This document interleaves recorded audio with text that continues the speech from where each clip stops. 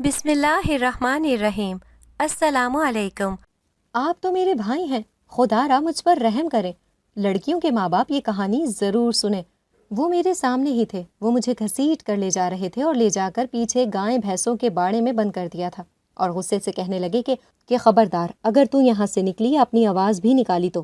میں چیختی چلاتی رہی، بھائی خدا را مجھ پر تھوڑا تو رحم کریں، میں ساری رات بھلا کیسے ان گائے بھینسوں کے بیچ گزارا کروں گی؟ یہی تیری سزا ہے، تو نے جو کام کیا ہے اس کے لیے آج پھر سے تیرے لیے یہ نئی سزا کا انتخاب میں نے خود کیا ہے۔ مگر بھائی آخر میرا قصور ہی کیا ہے؟ وہ طنزیہ لہجے میں ہنس کر بولا، تیری سب سے بڑی غلطی کہ تو لڑکی ہے، اور دوسرا یہ کہ تو میری بہن ہے، اور تیسرا یہ کہ تو اس گھر میں جو پیدا ہوئی ہے۔ مگر بھائی یہ سب میرے اختیار میں تو نہیں، میں نے پلٹ کر روتے ہوئے جواب دیا، وہ سب میں نہیں جانتا۔ بھائی نے دروازہ میرے منہ پر ہی بند کر کے اسے باہر سے تالا لگا دیا تھا، اور میں ساری رات بچتی بچاتی ان جانوروں کے بیچ جاگتی ہی رہی۔ ذرا دیر نیند لگتی تو کوئی گائے لات مار کر اٹھا دیتی تو کسی گائے کی ٹکر میں ڈرتی سہمتی یوں ہی جاگتی رہی۔ نیند سے میرا برا حال ہو رہا تھا، مگر سوتی بھی تو کیسے؟ میں یہی سوچ رہی تھی، اکثر بھائی میرے ساتھ یہ سوتیلوں جیسا رویہ کیوں اختیار کر لیتے؟ کیا وجہ صرف یہ ہے کہ میں ایک لڑکی ہوں، یا وجہ یہ ہے کہ میں ان کی بہن ہوں؟ ان کا سہارا بھائی نہیں جو کندھے سے کندھا ملا کر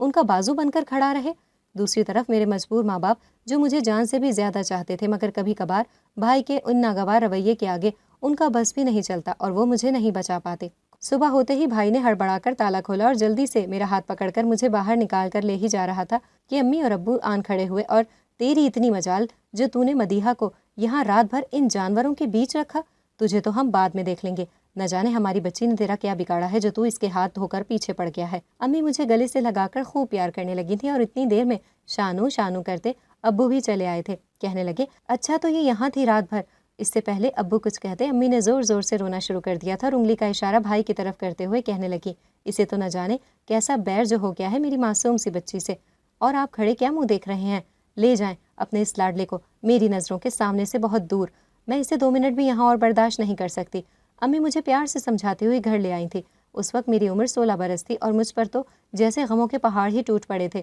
جب سے میں نے اس جوانی کی دہلیز میں قدم رکھا تھا، بھائی نے سارے ظلموں کا پہاڑ ہی مجھ پر توڑ ڈالنے چاہے تھے۔ اکثر سنا جاتا ہے کہ بھائی تو بہنوں کے لیے وہ ڈھال ہوتے ہیں جو اس پر آنے والی ہر مصیبت کو خود ہی خوشی خوشی سب سے پہلے اپنے گلے لگا لیتے ہیں، مگر یہاں تو میرا بھائی اس وقت دجال بنا ہوا تھا۔ وہ نہ جانے کیوں مجھ سے اتنی نفرت کرنے لگا تھا، جبکہ بچپن میں تو سب کچھ ایسا ہرگز نہیں تھا۔ مگر اب نہ جانے وہ مجھ سے کیا چاہتا تھا کہ اس نے مجھے ذلیل و رسوا کرنے میں کوئی بھی کسر باقی نہ چھوڑی تھی۔ اور پھر میرے ساتھ ایک حادثہ درپیش آ گیا تھا۔ میرے تو پیروں تلے سے زمین ہی نکل گئی تھی، اور مجھے یقین ہی نہیں تھا کہ یہ سب میرا ہی بھائی میرے ساتھ کر سکتا تھا، کیونکہ میں اپنے بھائی کو بچپن سے ہی بہت چاہتی تھی اور اسے بہت محبت کرتی تھی، اور نہ جانے اس کو لے کر میں نے کیا کیا خواب دیکھ رکھے تھے کہ ہم 2 ہی تو بہن بھائی ہیں، وہ میرا اکلوتا بھائی ہے، اور وہ مجھ پر آنے والی ہر مصیبت سے لڑ مر جائے گا، کبھی کوئی مجھ پر آنچ نہیں آنے دے گا، مگر ہر بات آنچ مجھ پر اسی بھائی کی وجہ سے آتی تھی۔ کبھی کبھی میں سوچتی تھی کہ اچھا ہوا میرے ماں باپ ابھی زندہ ہیں اور میرے ساتھ ہیں، وہ مجھے اور والدین کی طرح بوجھ نہیں سمجھتے، نہیں تو میرا کیا ہوتا؟ شاید بھائی تو مجھے پیدا ہوتے ہی دفن کر دیتا، یا پھر زندہ ہی جلا ڈالتا، مگر ماں باپ تھے تو کسی بات کی فکر نہیں تھی، وہ مجھے ہمیشہ ہی بھائی کے ظلم و ستم سے بچا ہی لیتے تھے اور میری ڈھال بن جاتے تھے، خاص کر میری ماں۔ میں ایک روز اپنی ماں کی گود میں سر رکھی ہوئی تھی اور کہنے لگی، امی مجھے ایک بات تو بتائیں، بھائی مجھ سے اتنی نفرت کیوں کرتا ہے؟ آخر میں نے ایسا بھی کیا کر ڈالا ہے جو اسے میرا چہرہ دیکھنا بھی گوارا نہیں ہوتا؟ امی میرے سر پر ہاتھ پھیرنے لگی تھی کہ تو فکر کیوں کرتی ہے میری بچی، ہم ہیں نا تیرے ساتھ، جب تک تیرے ماں باپ زندہ ہیں تیرا کوئی بال بھی باقا نہیں کر سکتا۔ پھر قاسم کیا چیز ہے؟ اور تو یہ سب نہیں سوچ، ہم تیرے لیے جلد ہی کوئی حل تلاش کرتے ہیں اور تجھے تیرے بھائی سے بہت دور کرتے ہیں۔ مگر امی ایسا کیوں؟ بھائی کو مجھ سے ایسی بھی کیا تکلیف ہے جو آپ اس طرح خود مجھے اس گھر سے دور کرنے کی باتیں کرتی ہیں، وہ بھی ایک بار نہیں بار بار؟ امی میری بات سنتے ہی گھبرانے لگی تھی اور کہنے لگی، وہ تجھے میں کسی وقت فرصت سے سب کچھ بتا دوں گی، ابھی بہت رات ہو گئی ہے، تو سو جا، آرام کر۔ میں آنکھیں بند کر کے 2 منٹ چین سے لیٹی ہی تھی کہ قاسم بھائی کی بھاری آواز نے مجھے پھر سے چونکا دیا تھا۔ تو یہاں کیا کر رہی ہے؟ چل اٹھ، کھڑی ہو اور جا کر اپنے کمرے میں سو جا، اور تجھے کس نے کہا تھا یہاں امی کے ساتھ گپے مارنے کو؟ جا جلدی جا، میری نظروں سے دور ہو جا، نہیں تو تیرا حشر کر دوں گا۔ میں جلدی سے ڈرتی ہوئی اپنے کمرے میں اٹھ کر آ گئی تھی اور سونے کے لیے لیٹ گئی تھی۔ میری آنکھوں سے آنسو جاری تھے اور مجھے دروازے کے نیچے سے کھانے کی پلیٹ دکھائی تھی، تو میں جلدی سے دوڑی چلی گئی اور کھانا کھانے لگی۔ بھوک سے میں تو پاگل ہی ہوئی جا رہی تھی، سارا دن بھوک سے میری حالت بری ہو جاتی تھی۔ مجھے بھائی کی اجازت ہی نہ تھی کہ میں امی اور ابو کے ساتھ ذرا دیر بیٹھ کے 2 بول پیار کے بول بھی لوں۔ یا پھر ان کے ساتھ کھانا کھا سکوں۔ میں غصے سے کھانا ہی نہیں کھاتی تھی، مگر ہر رات اسی طرح مجھے چھپ کر کھانا دے دیا جاتا تھا، کیونکہ میں جانتی تھی کہ میرے ابو مجھے بھوکا نہیں سونے دیں گے۔ وہ ہر رات سب کے سو جانے کے بعد چھپ کر مجھے کھانا دے دیا کرتے تھے۔ رات بہت ہی گرمی تھی اور گرمی کی شدت سے مجھے بے چینی ہو رہی تھی، مجھے ذرا بھی نیند نہیں آ رہی تھی۔ جب آنکھوں میں نیند نہ تھی تو میں بچپن کے ان دنوں کو یاد کرنے لگی جب سب کچھ بہت ہی بدلا ہوا تھا اور میرے بھائی قاسم میری جان ہوا کرتے تھے۔ وہ بھی کسی شہزادی سے مجھے کم نہ سمجھتے تھے، اور امی ابو تو پہلے ہی مجھ پر خوب لاڈ پیار کرتے تھے۔ مجھے ذرا چھوٹی سی بھی چوٹ لگ جاتی تھی تو میرے والدین اور بھائی تو ایسے ہو جاتے تھے کہ نہ جانے گھر میں کیا ہو گیا ہے۔ دن بہت ہی اچھے سے گزر رہے تھے، اور پھر جب بھی میں اسکول جاتی تو بھائی کی انگلی پکڑ کر جاتی، اور بھائی سارے زمانے میں میری تعریفوں کے پل باندھتا تھا کہ یہ میری بہن ہے جو مجھے سب سے پیاری اور لاڈلی ہے، اور مجھے غلطی سے کوئی کچھ بھی کہہ دیتا یا ڈانٹ ٹپٹ کر دیتا تو بھائی اس پر فوراً ہی غصہ کرنے چل پڑتا تھا کہ کسی نے میری بہن کی طرف آنکھ اٹھا کر بھی دیکھا یا اس کو ہاتھ بھی لگایا تو میں ساری دنیا میں قیامت برپا کر دوں گا، اور پھر کسی کی اتنی مجال نہ ہوتی تھی کہ کوئی بھی مجھے ذرا بھی تنگ کرے۔ ہم لوگ ہنسی خوشی زندگی گزار رہے تھے، اور میری امی اور ابو بھی ہم دونوں سے ہی بہت خوش تھے۔ انہوں نے ہمیں تعلیم بھی دلوائی اور بھائی کو تمام ہنر بھی سکھائے۔ ہم چھوٹے سے قصبے میں رہتے تھے اور مجھے تو پڑھنے لکھنے کا بہت ہی شوق تھا، اور اس وقت بھائی خود کہتا تھا کہ اسے میں خوب پڑھاؤں گا، لکھاؤں گا اور خوب کامیاب انسان بناؤں گا، مگر جو ہی میں نے میٹرک پاس کیا بھائی نے میری تعلیم بھی ترک کروا دی تھی۔ وہ مجھے بلا ضرورت اب گھر سے نکلنے کی اجازت بھی نہیں دیتا تھا، اور پہلے یہ وہی بھائی تھا جو مجھ پر جان چھڑکنے لگتا تھا۔ اس وقت ہمارے گھر امی کی بہن نیلو خالہ آیا کرتی تھی، جو آ کر ہم دونوں بہن بھائیوں کو خوب پیار کرتی اور ہمارے لیے اچھے اچھے تحفے بھی لایا کرتی تھی۔ مگر ایک بات جو بہت ہی عجیب معلوم ہوتی تھی، مجھے تو بہت ہی تعجب ہوتا تھا جب امی مجھے چھپ کر نیلو خالہ سے دور رہنے کو کہتی تھی اور کہتی ان سے زیادہ بات کرنے کی بھی ضرورت نہیں ہے اور ان سے اتنا گھلنا ملنا اچھا نہیں ہے۔ میں جب بھی سوال کرتی مگر کیوں امی، ایسا کیوں، تو وہ کہتی بس جتنا کہہ دیا نا وہ سن لو، زیادہ سوال جواب کرنے کی ضرورت نہیں۔ مگر دوسری طرف وہ جب بھی موقع دیکھتی تو سب سے پہلے بھائی کا ہاتھ پکڑ کر انہیں اکیلے کمرے میں لے جاتی تھی اور نہ جانے گھنٹوں گھنٹوں ان سے بات چیت کرتی تھی، اور خاص کر امی اور ابو کی غیر موجودگی میں۔ مگر نیلو خالہ کا یہ عجیب برتاؤ مجھے بہت ہی عجیب معلوم ہوتا تھا، اور ابو اور امی کا بھی ان کا یوں اس طرح بار بار گھر پر بہانے سے ہر روزانہ اچھا نہیں لگتا تھا۔ نہ جانے کیوں اس طرح چلتا رہا اور مسلسل یہی سب ہوتا رہا، اور اسی طرح اچانک کچھ دنوں بعد ان کا ہمارے گھر آنا بالکل ہی بند ہو گیا تھا۔ جب ہم دونوں بہن بھائی نے ان کی خیریت معلوم کرنے کو امی اور ابو سے کہا کہ چل کر ان کے گھر دیکھتے ہیں، تو امی اور ابو نے صاف انکار کر دیا تھا۔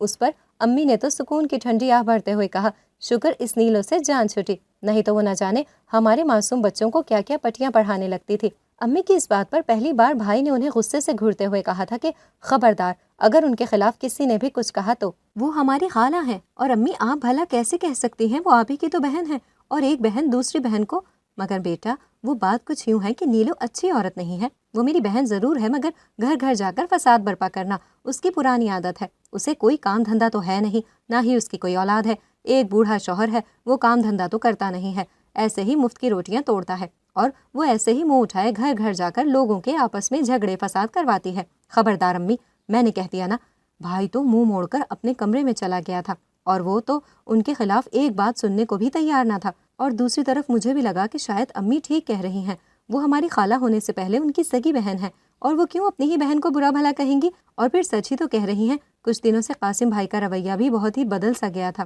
وہ گھر میں ابو امی یا کسی سے بھی سیدھے منہ بات تک نہیں کرتا تھا، اور زیادہ تر خاموش ہی رہتا تھا، اور دوسری طرف امی اور ابو کے درمیان بھی ایک دو بار اسی بات کو لے کر جھگڑے بھی ہونے شروع ہو گئے تھے، اور اسی طرح ہم بڑے ہوتے رہے، اور ایک روز خبر آئی کہ نیلو خالہ بہت ہی زیادہ بیمار ہیں۔ کسی نے ان کے محلے سے آ کر ہمیں خبر دے دی تھی، اور یہ لوگ ان کی طبیعت حال چال جاننے کے لیے بھی ان کے گھر نہیں گئے تھے، کیونکہ ابو نے صاف منع کر دیا تھا کسی کو جانے کی ضرورت نہیں ہے، وہ پھر سے اس گھر میں آنا جانا شروع کر دے گی اور ہمارے گھر کا سکون چین سب برباد ہو جائے گا۔ مگر میں جانتی تھی کہ کوئی جائے نہ جائے بھائی کو کوئی نہیں روک سکے گا، وہ لازمی چھپ چھپا کر وہاں ضرور جائے گا۔ اب تو میرے دل میں بھی شک پیدا ہونے لگا تھا کہ نیلو خالہ کی وجہ سے ہی بھائی اور ہمارے گھر کے لوگوں کے بیچ اس طرح کے اختلافات پیدا ہونے لگے ہیں، اور وہی ہوا جس کا ڈر تھا۔ ایک روز بھائی ان کے گھر چھپ کر چلا گیا تھا، اور پھر وہ ہوا جس کا ہمیں تو آج تک یقین ہی نہیں آ رہا تھا کہ بھائی نے آ کر یہ خبر دی کہ نیلو خالہ انتقال فرما گئی ہیں۔ ہم سب کے تو ہوش ہی اڑ گئے تھے، امی تو دل پکڑ کر وہیں بیٹھ گئی تھی، اور ابو کی طبیعت بھی بگڑنے لگی تھی۔ میں امی اور ابو دونوں کو ہی سنبھال رہی تھی کہ اچانک بھائی نے وہ کہا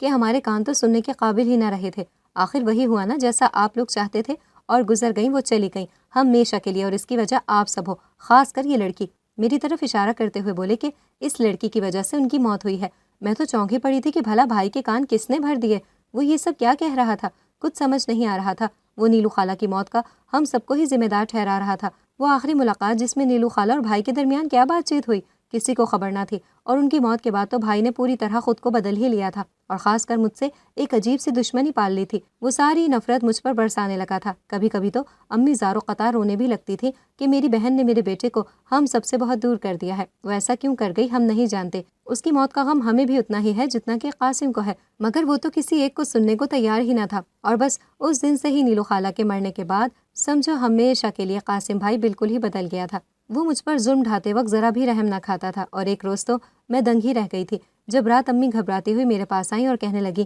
جا مدیحہ جلدی کر، تو فوراً یہاں سے بھاگ جا، نہیں تو اچھا نہیں ہوگا، وہ تجھے ان لوگوں کے ہاتھوں بیچ دے گا۔ مگر امی کون؟ آپ کس کی بات کر رہی ہیں؟ وہ تیرا بھائی قاسم، میں ابھی اپنے کانوں سے سن کر آئی ہوں، وہ تیرا سودا منہ مانگے داموں میں کسی سے کر بیٹھا ہے، اور وہ لوگ کچھ ہی دیر میں یہاں پر آ کر تجھے اٹھا کر لے جائیں گے۔ مگر امی سے یہ سنتے ہی میرے اوپر تو قیامت ہی ٹوٹ پڑی تھی کہ بھلا ایک سگا بھائی کیسے اپنی ہی بہن کو بیچ سکتا ہے، اس کی غیرت اتنی مر گئی ہے۔ میرے تو ہاتھ پیر ہی پھول رہے تھے، اور میں تو فوراً ہی اپنی عزت بچانے کے لیے وہاں سے بھاگ نکلی تھی اور دوڑنے لگی تھی۔ میں دوڑتے دوڑتے ایک جنگل کی طرف آ گئی تھی، اور کچھ لوگ تیزی سے میری طرف بھاگ رہے تھے، شاید یہ وہی لوگ تھے جو مجھے لینے آئے تھے۔ مگر میرے لیے اس وقت خود کو بچانا بہت ہی ضروری تھا، اور میں دوڑتے دوڑتے بہت ہی دور نکل آئی تھی۔ بس میرے پیروں میں بھاگنے کی اب اور سکت نہ تھی، اور میں سامنے کھڑے ایک شخص سے جا ٹکرائی تھی اور گر کر وہیں بے ہوش ہو گئی تھی، اور مجھے کچھ یاد ہی نہیں رہا کہ میرے سامنے اس وقت کیا ہوا اور کیا نہیں۔ وہ سامنے کھڑا اجنبی شخص کون تھا؟ جب میں اس سے ٹکرا کر گری تو مجھے اپنا ہوش ہی نہ رہا تھا۔ میں جب ہوش میں آئی تو میں نے خود کو پھر سے گائے بھینس کے اس طبیلے میں پایا جہاں میں ایک چارپائی پر پڑی تھی، اور وہیں میرے کھانے پینے کی اشیاء رکھی ہوئی تھی۔ میں اس وقت بہت ہی گھبرائی ہوئی تھی، مگر جو ہی میری نظر کھانے پینے کی چیزوں پر پڑی تو میں حیرت زدہ تھی اور سکون محسوس کرنے لگی کہ میں اپنے ہی گائے بھینسوں کے طبیلے میں ہوں، اور مجھے میرے ابو نے بچا لیا ہوگا، اور یہ سامان وہ معمول کی طرح جانتے تھے کہ میں بھوکی ہوں، انہوں نے ہی رکھا ہوگا، اور مجھے یہاں بند کرنے والا شخص وہ ظالم میرا ہی بھائی جو مجھے آج بیچنے چلا تھا۔ مجھے تو قاسم جیسے شخص کو بھائی کہتے ہوئے بھی آج شرم محسوس ہو رہی تھی، اور دوسرے روز سویرے ہی میری امی نے آ کر مجھے وہاں سے ہاتھ پکڑ کر واپس ہی گھر لے آئی تھی، اور کہنے لگی بس بہت ہوا، اب اور نہیں، میں اب اپنی بچی پر اور ظلم نہیں ہونے دوں گی، اور میری طرف پیار سے دیکھتے ہوئے بولی، اگر تیرے باپ میں اتنی ہمت نہیں تو میں تیری جان بچاؤں گی، میں تیرا باپ بن کر تیرا بیاہ کروں گی۔ میں تو سنتے ہی دنگ رہ گئی تھی کہ امی یہ کیا کہہ رہی تھی، اب یہ اچانک بیاہ، مگر کیوں؟ امی نے مجھے پیار سے سمجھاتے ہوئے کہا، میری بچی اب ایک ہی راستہ ہے، اس سے پہلے تیری عزت کو تیرا بھائی مٹی میں ملا دے اور کچھ غلط ہو جائے اور ہمارے سر شرم سے جھک جائیں،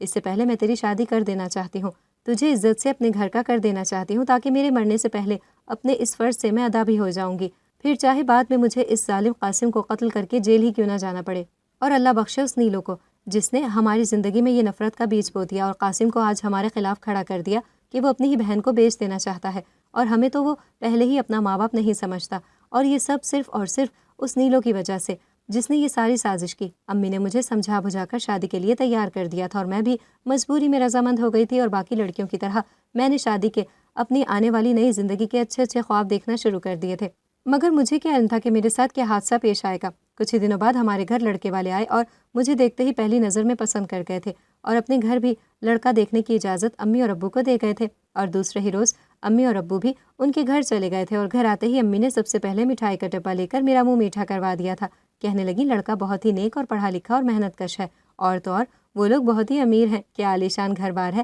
لڑکا اکلوتا اور اکیلا ہی وارث ہے، ہماری بیٹی تو اب راج کرے گی راج، اپنے سسرال میں وہ بہت ہی خوشحال رہے گی۔ امی نے مجھے وہاں کی اتنی تعریفیں کی کہ میرا دل تو زور زور سے دھڑکنے ہی لگا تھا۔ امی اور ابو نے میرے لیے ساری مشکلات کو ختم ہی کر ڈالا، اب بس کچھ دن اور پھر میں اپنے سسرال کی ہو جاؤں گی، اور اس گھر میں کبھی لوٹ کر نہیں آؤں گی، اور نہ ہی اپنے اس ظالم بھائی کی مجھے پھر سے شکل دیکھنی پڑے گی۔ اور ان دنوں تو ویسے ہی قاسم بھائی شہر سے باہر گئے ہوئے تھے، اور ان کے پیچھے سے ہی امی اور ابو کا خیال تھا کہ میری جلد ہی منگنی کی رسم کر دی جائے گی، مگر میرے دل میں بھی اب نئی امیدوں کی کرنیں جاگ اٹھی تھیں، مگر مجھے نہیں معلوم تھا میرے ساتھ کیا ہونے والا تھا، وہ قاسم جیسا شخص میرے ساتھ کیا کرنے جا رہا تھا۔ میں شادی کے اپنے ہونے والے شوہر کے آنکھوں میں خواب سجائے بہت کچھ سوچنے لگی، اور اپنی شادی کے دن کا انتظار کرنے لگی تھی، اور بار بار آصف کی تصویر دیکھتی رہتی جو امی نے مجھے دے دی تھی، اور اس سے باتیں کر کے اپنا دل بہلا لیتی تھی، اور سوچتی کب وہ دن آئے گا جب میں آصف کی دلہن بن کر اپنے سسرال چلی جاؤں گی۔ اور پھر وہ دن بھی آ ہی گیا تھا جب امی اور ابو نے بھائی کے نہ ہوتے ہوئے جلد از جلد چٹ منگنی پٹ بیاہ کرنا چاہا، تو وہ لوگ مان گئے تھے۔ ان لوگوں کا کہنا تھا کہ منگنی کی جگہ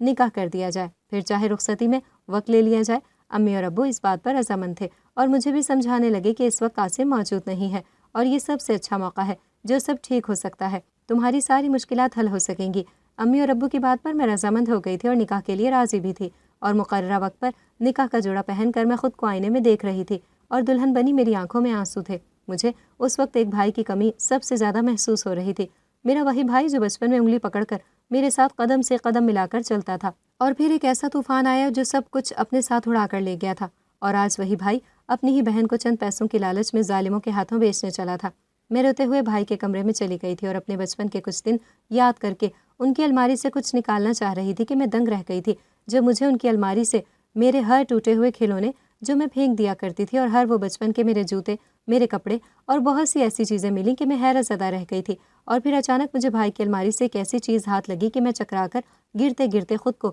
بڑی مشکل سے سنبھال رہی تھی، اور ساتھ ہی مجھے ہر وہ ظلم یاد آنے لگا تھا جو قاسم بھائی نے مجھ پر کیے تھے۔ میں اس وقت عجیب سی کشمکش میں الجھی ہوئی تھی، اور اس وقت میں زندگی کے ایسے موڑ پر تھی، میں ایک ایسی کشتی میں سوار تھی جس کی منزل کا کوئی ٹھکانہ نہ تھا۔ میں اس وقت آنکھیں بند کر کے صرف یہی سوچ رہی تھی کہ کاش اس وقت قاسم بھائی یہاں موجود ہوتے تو آج میرے ساتھ میں دلہن بنی سیدھا ہی چلتے ہوئے وہ تمام چیزوں کو وہیں چھوڑ کر نیچے چلی آئی تھی۔ سبھی لوگ آ چکے تھے اور نکاح کے لیے لڑکے والے بھی قاضی ساتھ ہی لے آئے تھے، اور کچھ ہی دیر میں میرا نکاح ہونے جا رہا تھا۔ وہ آصف صحرا باندھے میرے آنے کی کب سے راہ دیکھ رہا تھا، اور میں اس وقت کچھ بھی سوچنے سمجھنے کی صلاحیت میں نہ تھی۔ میں آ کر صوفے پر بیٹھ گئی تھی، میری آنکھیں بار بار اب بھی دروازے پر کسی کے آنے کی راہ دیکھ رہی تھی، اور نکاح شروع ہو گیا تھا، اور دل میں ایک ہلچل سی محسوس ہوئی جب مجھے قبول ہے کا لفظ سنائی دیا تو جو نکاح پڑھاتے وقت قاضی مجھ سے مخاطب ہو کر پوچھ رہے تھے۔ میں نے کہا کاش قاسم بھائی یہاں ہوتے۔ یہ سنتے ہی امی اور ابو مجھے گھورنے لگے تھے۔ خبردار، اگر کوئی بھی اپنی جگہ سے ہلا تو اس بندوق کی گولی اس کے آر پار ہو جائے گی۔ میری نظر جوں ہی دروازے پر پڑی تو میں چونک پڑی تھی اور دوڑی دوڑی جا کر اس شخص کے گلے لگ کر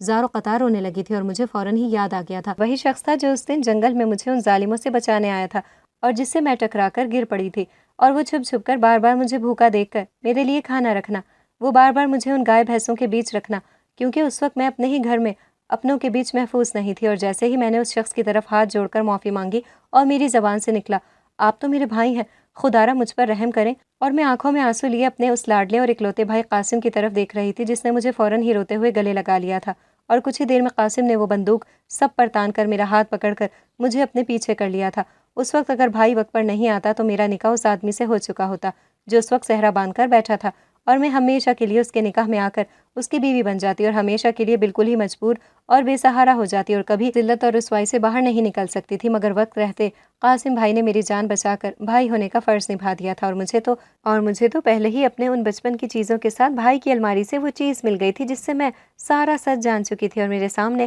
سب واضح تھا۔ نہ میرے گنہگار بچپن سے لے کر آج تک نیلو خالہ اور قاسم بھائی نہ تھے، بلکہ میرے ہی اپنے ماں باپ تھے جو مجھے اپنے ہی بھائی اور سگی خالہ کے خلاف کرتے چلے گئے تھے، اور مجھے جھوٹی تصویر دکھائی تھی۔ وہ آصف ایک ادھیڑ عمر پاگل آدمی تھا جس کے ساتھ میرا نکاح ہونے جا رہا تھا، اور وہ امیر لوگ، عالی شان گھر، سب ایک ناٹک تھا۔ پاگل آصف میری ہی ماں کا بیٹا تھا۔ دراصل نیلو خالہ کے اس خط میں وہ سب کچھ لکھا ہوا تھا جو وہ مرنے سے پہلے بھائی اور میرے لیے چھوڑ گئی تھی۔ نیلو خالہ ہماری سگی خالہ تھی، مگر ہمارے والدین بچپن میں ہی مجھے چھوڑ گئے تھے، اور وہ بہت ہی امیر اور جائیداد دولت کے مالک تھے، اور انہوں نے مرنے سے پہلے سب کچھ میرے نام کر دیا تھا، اور اسی لیے مجھے دولت پیسے کی خاطر میرے ہی چچا اور چچی جو میرے والدین بنے ہوئے تھے اپنے ساتھ لے آئے تھے، اور مجھے اپنی پرورش میں پال پوس کر بڑا کیا، اور اسی لیے میری چچی جو میری ماں بنی ہوئی تھی وہ میری نیلو خالہ کا گھر میں آنا پسند نہیں کرتی تھی، کیونکہ نیلو خالہ چچا اور چچی کی لالچ سے واقف تھیں، اور انہوں نے بچپن سے ہی تھوڑا تھوڑا قاسم بھائی کو بتانا شروع کر دیا تھا، مگر وہ مجھ سے نفرت کرتے رہے۔ انہیں لگا میری خالہ